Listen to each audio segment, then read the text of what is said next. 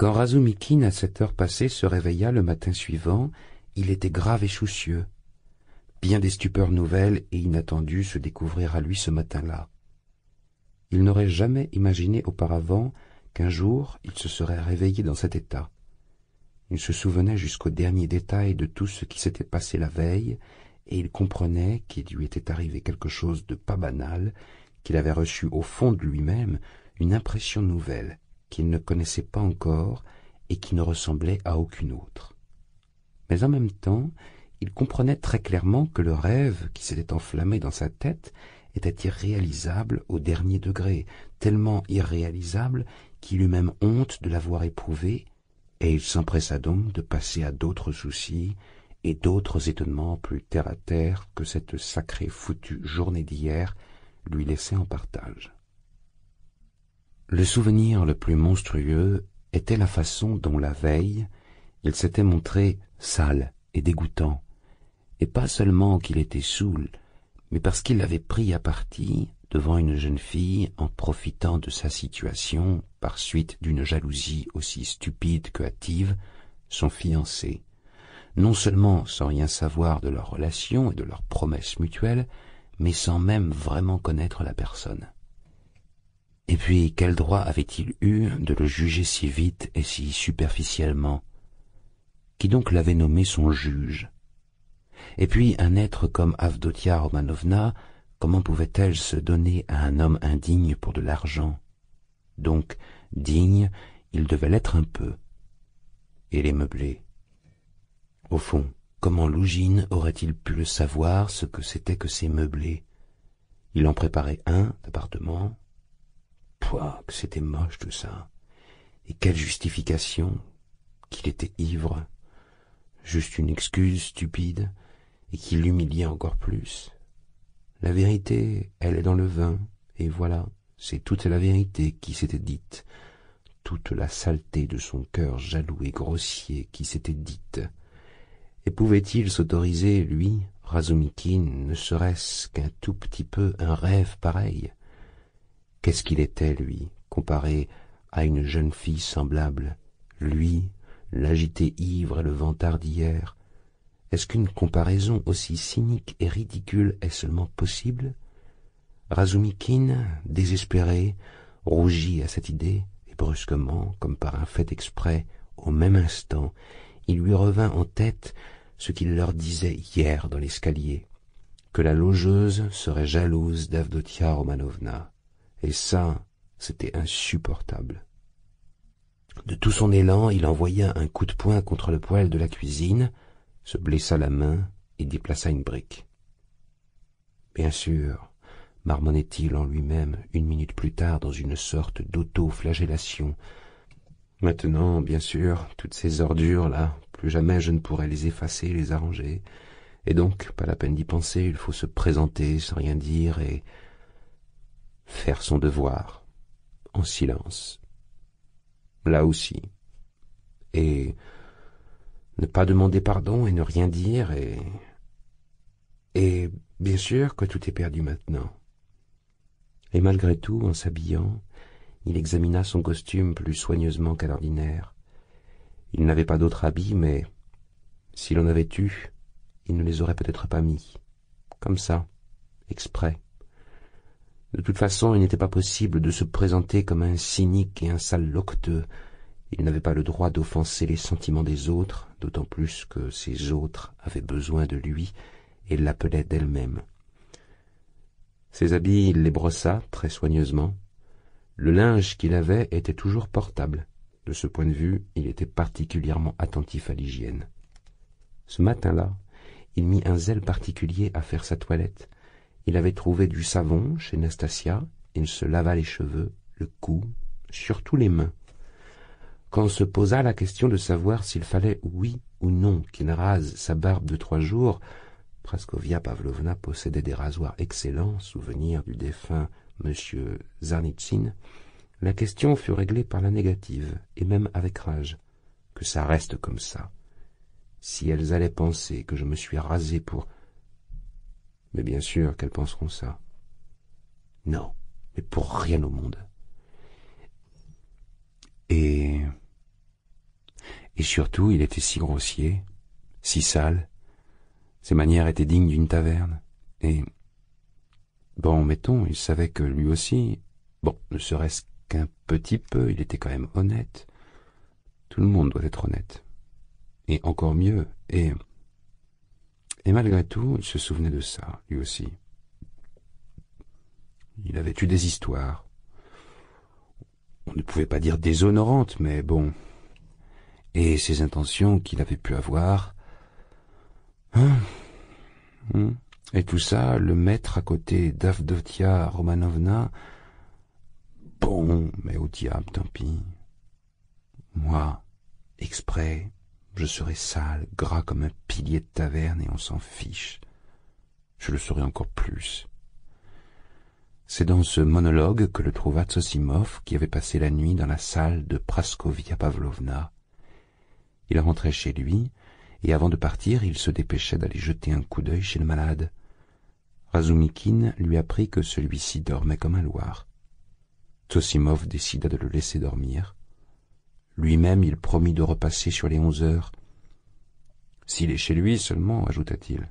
Zut alors, devoir dépendre de ces malades, essaie de le soigner, tu ne sais pas, c'est lui qui ira les voir. Ou c'est elles qui viendront ici. Elles, je pense, répondit Razumikine, qui avait compris le but de la question, et ils vont parler, bien sûr, de leurs affaires de famille. Je m'en irai. Toi, en tant que docteur, évidemment, tu as plus de droits que moi. Mais je ne suis pas un prêtre. J'y vais et je repars. J'ai déjà assez de soucis comme ça. Une chose qui m'inquiète, ajouta, se renfrognant Razumikine. Hier, j'étais saoul, je lui ai parlé en chemin de toutes sortes de bêtises. De toutes sortes. Entre autres que tu avais peur qu'il n'ait tendance à la folie. Aux dames aussi, tu as raconté la même chose? Je sais que c'est bête, je mérite des claques. Mais toi, c'est vrai que tu l'as pensé sérieusement? Mais des bêtises, je te dis. Sérieusement. Tu me l'as décrit toi-même comme un monomane quand tu me l'as amené. Bon, et hier, on a encore ajouté de la pression, toi, c'est-à-dire avec tous tes récits sur le peintre, là. La belle idée de parler de ça quand lui, si ça se trouve, c'est ça qui l'a rendu fou. Si j'avais su exactement ce qui s'était passé l'autre jour au commissariat et qu'une espèce de canaille, là, l'avait blessé avec un tel soupçon... Hier, je leur ai interdit cette conversation parce que ces monomanes, il faut un océan d'une goutte d'eau. Ils voient des fables en vrai sur les visages. Autant que je me souvienne, hier, de ce récit de Tsermiotov, j'ai compris une moitié de l'affaire. Mais quoi? Je connais le cas d'un hypocondriaque de 40 ans qui n'était plus capable de supporter les moqueries à table d'un gamin de 8 ans et qui l'a égorgé. Là, avec ses loques, cette fripouille d'adjoint, la maladie qui commence, et un soupçon pareil, un hypocondriaque au dernier stade, avec son amour-propre frénétique extraordinaire, mais c'est peut-être là qu'elle est, toute l'origine de sa maladie. Mais oui, zut, quoi. Tiens, à propos, ce Tsamyotov, c'est vrai que c'est un brave gars, seulement... il a eu tort hier de raconter tout ça. Un bavard terrible. Mais il l'a raconté à qui? À toi et à moi? Et à Porphyrie? Et alors, pourquoi pas Porphyrie? À propos, est-ce que tu as une quelconque influence sur elle? Je veux dire, sur la mère et la sœur. Il faudrait qu'elle soit prudente aujourd'hui. Elles s'arrangeront, répondit Razumikine avec réticence. Et qu'est-ce qu'il avait contre ce Lougine? Un type avec de l'argent, et puis pas déplaisant. Et eux, ils n'ont pas un kopek. Non? Mais tu veux me tirer les vers du nez ou quoi? Cria Razumikine très énervé. Qu'est-ce que j'en sais s'ils en ont ou pas des sous? Demande toi-même, on te répondra si ça se trouve. Est-ce que tu peux être bête parfois? Toujours pas cuvé le vin d'hier? Au revoir, remercie de ma part ta Praskovia Pavlovna pour la nuit. Elle s'est enfermée, elle n'a pas répondu à mon bonjour de derrière la porte, et elle-même, elle s'est levée à 7 heures. On lui a porté son samovar de la cuisine en passant par le couloir. Je n'ai pas eu l'honneur de la voir. À 9 heures exactement, Razumikine se présentait dans les meublés de Bakalaïev. Les deux dames l'attendaient depuis longtemps, et qui plus est avec une impatience hystérique. Elle s'était levée sur les 7 heures, et même avant. Il entra, sombre comme la nuit, salua maladroitement, ce qui le mit tout de suite en rage contre lui-même, s'entend. Il avait compté sans le propriétaire. Pulcheria Alexandrovna se précipita littéralement vers lui, lui prit les deux mains et faillit les embrasser. Il leva un regard timide vers Avdotia Romanovna, mais ce visage hautain exprimait à cet instant une telle reconnaissance et une telle amitié, un respect si total et si inattendu pour lui, au lieu des regards moqueurs et d'un mépris involontaire et mal dissimulé, que réellement il se serait senti soulagé s'il s'était trouvé face à des injures, parce que, là, réellement, il se sentait trop gêné. Par bonheur, il y avait un thème de conversation tout prêt, et il s'y accrocha le plus vite possible. Apprenant qu'il ne s'était pas encore réveillé, mais que tout était parfait, Pulcheria Alexandrovna déclara que cela tombait au mieux parce qu'il fallait vraiment qu'il parle avant d'y aller. Suivit une question sur le thé et une invitation à le prendre ensemble. Elle-même n'en avait pas pris dans l'attente de Razumikine. Avdotia Romanovna sonna. Un locuteur répugnant se présenta, on lui commanda du thé qui fut servi, longtemps après, mais d'une façon si sale et si indécente que les deux dames en eurent honte. Razumikine voulut prononcer quelques jurons énergiques sur les meublés, mais se souvenant de Lougine, il se tut, rougit de honte, et fut terriblement heureux quand les questions de Pulcheria Alexandrovna se déversèrent enfin sans la moindre interruption. En répondant à ces questions, il parla pendant 3/4 d'heure, sans cesse, interrompu et interrogé, et il réussit à rapporter tous les faits essentiels et indispensables dont il était au courant sur la dernière année de la vie de Rodion Romanovitch, concluant par un récit circonstancié de sa maladie. Du reste, il passa sur beaucoup de choses sur lesquelles il fallait passer, en particulier la scène du commissariat et toutes ses suites. Son récit fut écouté avidement, mais quand il pensa avoir terminé et satisfait ses auditrices, il s'avéra que pour elles c'était comme s'il n'avait pas commencé. Dites-moi ce que vous en pensez. Ah, pardon, mais je ne connais toujours pas votre nom, fit se hâtant Pulcheria Alexandrovna. Dimitri Prokofitch. Alors donc, Dimitri Prokofitch, je voudrais vraiment savoir comment, en général, il considère les choses en ce moment. C'est-à-dire, comprenez-moi, comment vous dire, c'est-à-dire, comment mieux dire, qu'est-ce qu'il aime et qu'est-ce qu'il n'aime pas. Il est toujours tellement irascible, qu'est-ce qu'il a comme désir, ou, pour ainsi dire, comme rêve, si c'est possible. Qu'est-ce qui, réellement, a une influence particulière sur lui en ce moment. Bref, je voudrais savoir... Oh, maman, mais comment peut-on répondre à tout comme ça, remarqua Dounia. Oh, mon Dieu, mais je ne m'attendais pas du tout à le trouver comme ça, Dmitri Prokofitch. Oh, c'est très naturel, répondit Dmitri Prokofitch. Moi, je n'ai pas de mère, bon, et mon oncle, il revient à Pétersbourg une fois par an, et chaque fois, il ne me reconnaît pas, même au physique, et c'est un homme intelligent. Bref, en 3 ans de séparation, il y a plein d'eau qui a coulé sous les ponts. Et puis, qu'est-ce que je peux vous dire? Je connais Rodion depuis 1 an et demi, il est sombre, enfermé, hautain et fier. Ces derniers temps, et peut-être bien avant, susceptible et hypocondriaque. Généreux et bon. Ses sentiments, il n'aime pas les exprimer, et il préférera être cruel plutôt que d'exprimer son cœur avec des mots. Parfois, du reste, il est tout sauf hypocondriaque, mais simplement froid et insensible jusqu'à être inhumain. Vraiment, comme s'il avait 2 caractères contradictoires qui se succèdent en lui.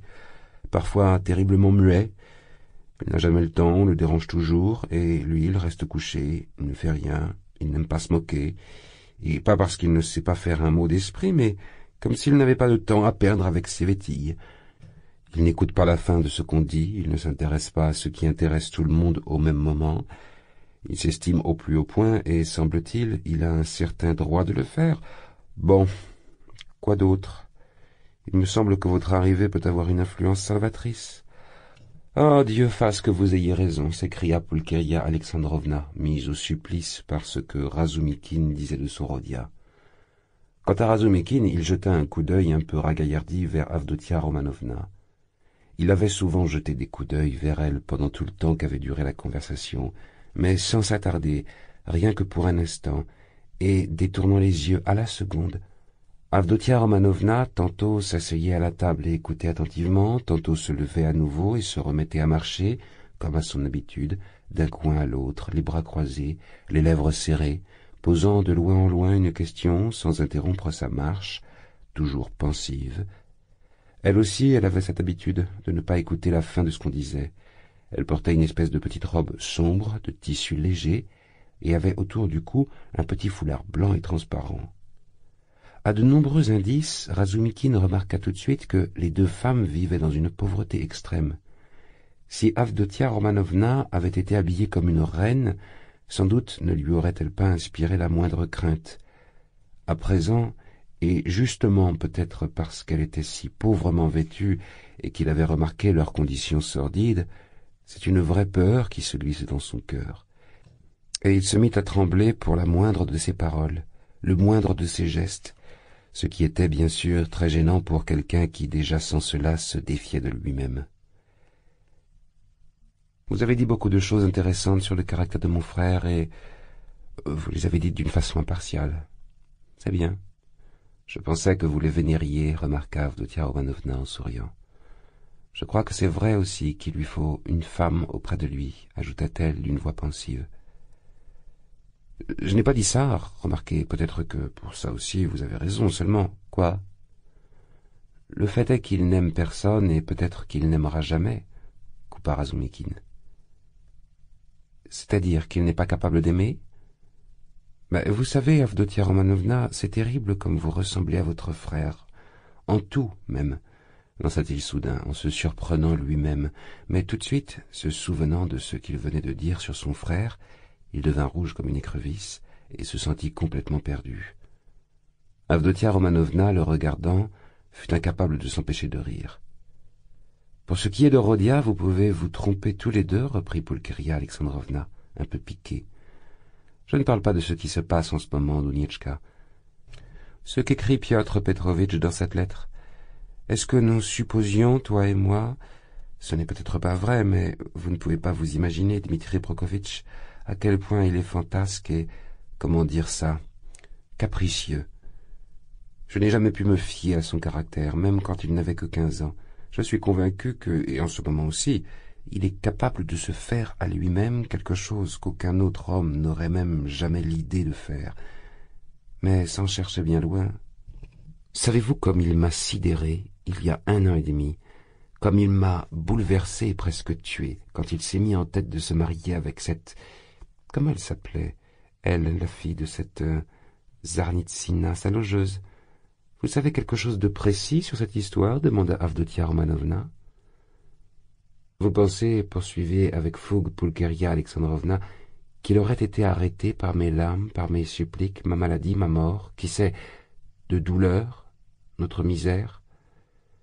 Tous ces obstacles lui seraient tranquillement passés dessus. Et pourtant, est-ce que vraiment, vraiment il ne nous aime pas? Il ne m'a jamais dit quoi que ce soit lui-même de cette histoire, répondit prudemment Razumikine, mais j'ai appris une chose ou deux par madame Zarnitsina, laquelle, dans son genre, elle non plus n'est pas une conteuse, et ce que j'ai appris, ça aussi, j'ai l'impression, c'est même un peu bizarre. Et quoi, qu'avez-vous appris? Demandèrent d'une seule voix les deux femmes. Remarquez, ce n'est rien de trop, enfin, particulier. Je sais seulement que ce mariage, qui était déjà entièrement conclu et qui ne s'est pas fait seulement à cause de la mort de la fiancée, il ne plaisait pas du tout non plus à madame Zarnitsina. En plus, il paraît, la fiancée, elle n'était même pas belle, c'est-à-dire, il paraît même qu'elle était laide et malade comme ça, et étrange. Remarquez, avec certaines qualités. Et il devait absolument y avoir certaines qualités, sinon on ne peut rien comprendre du tout. De dot, là encore, pas du tout, et puis la dot, il n'y aurait pas pensé. En général, c'est dur de se faire un jugement sur cette affaire. Je suis sûr que ce devait être une jeune fille très digne, nota brièvement Avdotia Romanovna. Dieu me pardonne, j'ai quand même été contente sur le moment quand elle est morte, même si je ne sais pas lequel d'entre eux aurait gâché la vie de l'autre, lui ou elle, conclut Pulcheria Alexandrovna. Ensuite, prudemment, avec des hésitations et en jetant sans cesse des regards vers Dounia, ce qui visiblement déplaisait à celle-ci, elle se remit à questionner Razumikine sur la scène de la veille entre Rodia et Lugine. Cette aventure, cela se voyait, l'inquiétait plus que tout, jusqu'à la peur et au frisson. Razumikine redit tout, à nouveau, en détail, mais cette fois, il ajouta sa propre conclusion. Il accusa directement Raskolnikov d'avoir porté une offense préméditée à Piotr Petrovitch et l'excusa très peu, cette fois par la maladie. Il avait eu l'idée de ça avant de tomber malade, ajouta-t-il. Moi aussi, c'est ce que je crois, dit Pulcheria Alexandrovna, à l'air accablé. Mais elle avait été très frappée de la prudence et même du respect dans ce que Razumikine avait dit, cette fois de Piotr Petrovitch. Cela stupéfia également Avdotia Romanovna. « Alors, c'est cela que vous pensez de Piotr Petrovitch ?» ne put se retenir de lui demander Pulcheria Alexandrovna. « Je ne peux pas avoir une autre opinion du futur mari de votre fille, répondit Razumikine d'une voix ferme et passionnée. Et ce n'est pas seulement une politesse banale qui me fait dire ça. C'est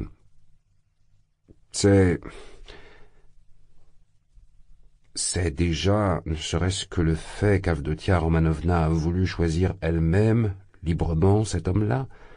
Si je l'ai tellement agonie hier, c'est parce que hier j'étais vulgairement saoul, et aussi que j'étais fou.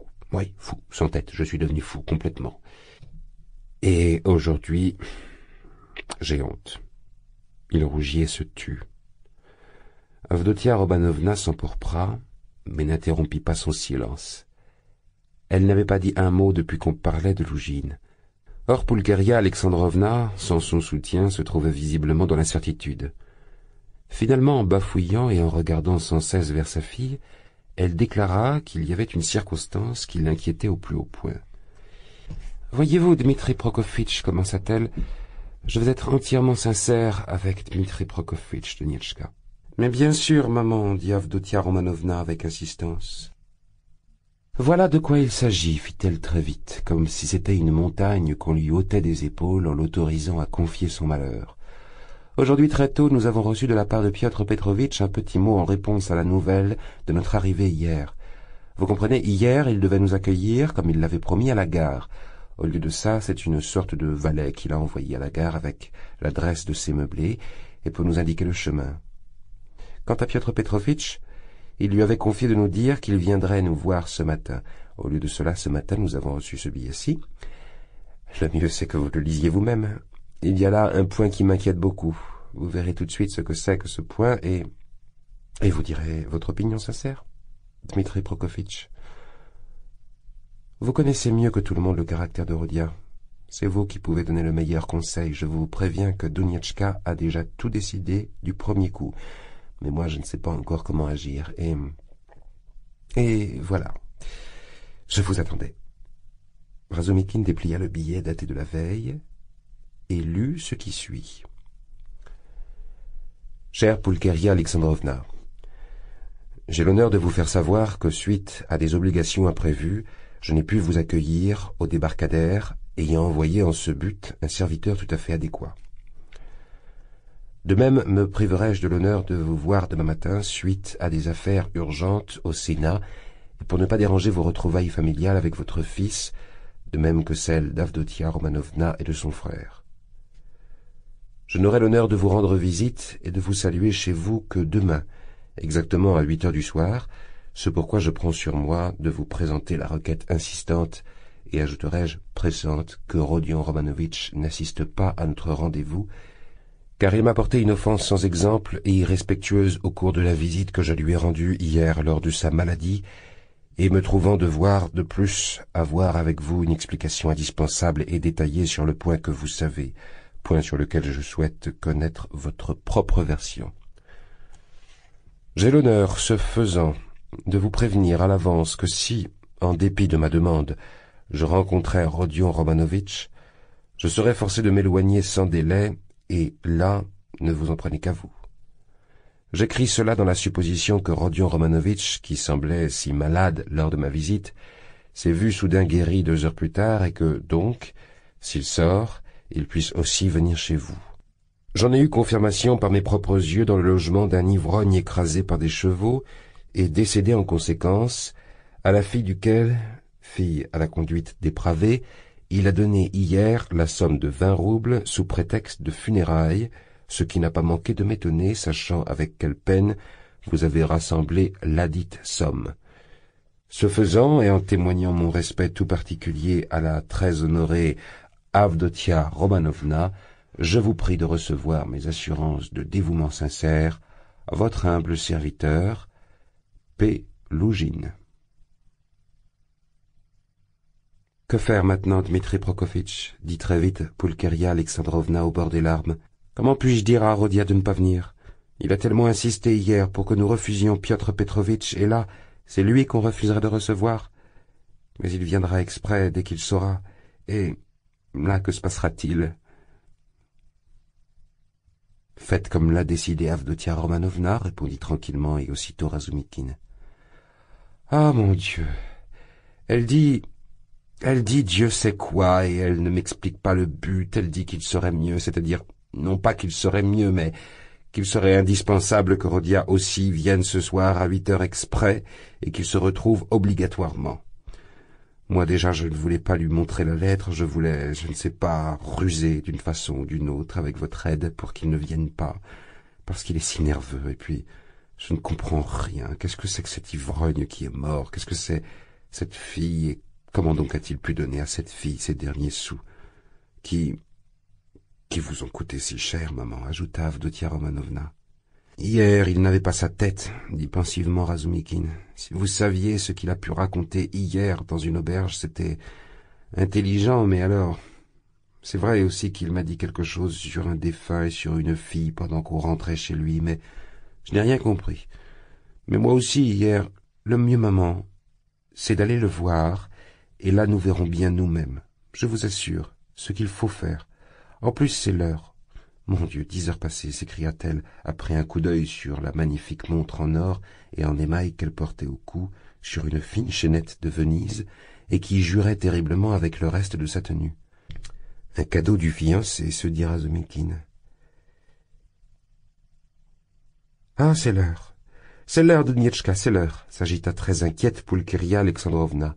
Il va encore penser que nous lui en voulons pour hier si nous mettons tant de temps à venir. Oh mon Dieu! Ce disant, elle jetait avec agitation sa mantille sur ses épaules et ajustait son chapeau. Dunietchka s'habilla également, ses gants étaient non seulement usés, ils étaient déchirés, ce que nota Razumikine, et pourtant cette pauvreté évidente du costume conférait aux deux dames un air comme de dignité particulière, ce qui est toujours le cas pour ceux qui savent porter des habits pauvres. Razumikine regardait Dunietchka avec vénération et se sentait fier de devoir la conduire.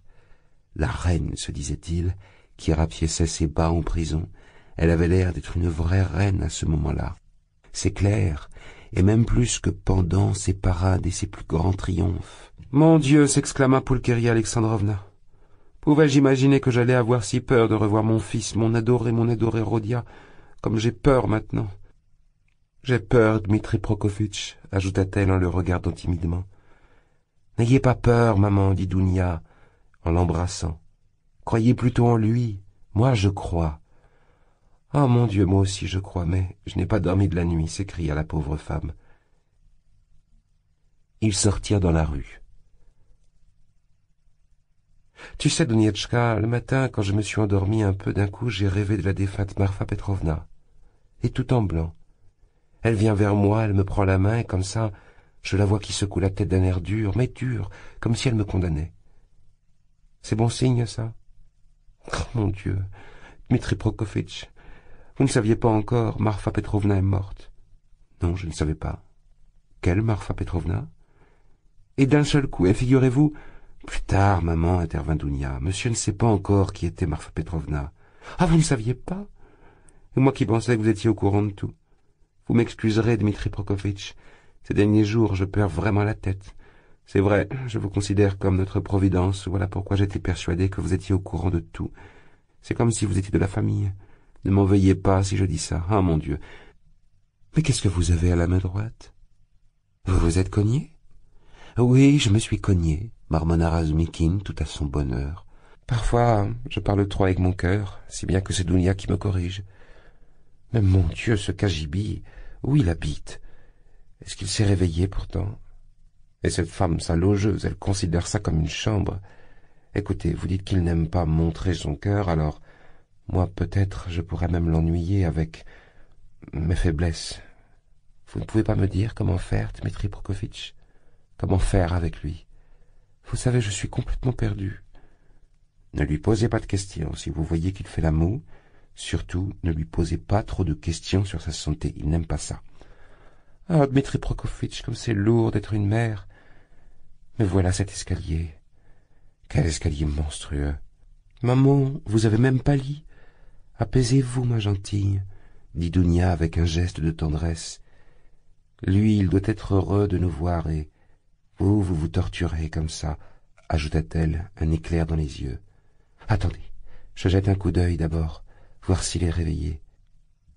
Les dames suivirent sans bruit Razumikine, qui avait pris de l'avance, et quand au troisième, elles arrivèrent sur le palier de la logeuse, elles remarquèrent que sa porte était très légèrement entrebâillée et que du fond de l'obscurité, deux yeux noirs et furtifs les observaient.